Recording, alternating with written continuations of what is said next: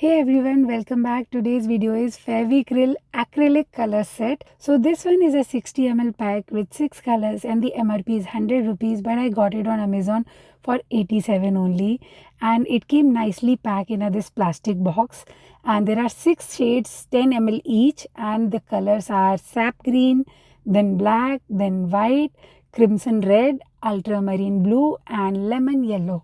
Okay, the sap green, you can use this color on canvas, wood, leather, earthenware, and even on metals. They give a nice matte finish once they dry. And here's the black color. Oops, I spilled some. No worries, it easily wash off my hand, and it's a water soluble when wet.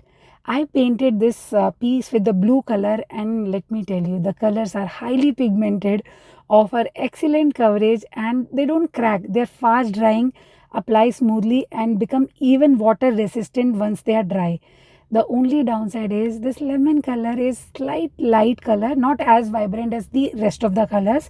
Overall, the colors are fantastic. Definitely worth trying. Give it a try and subscribe for more. Bye bye.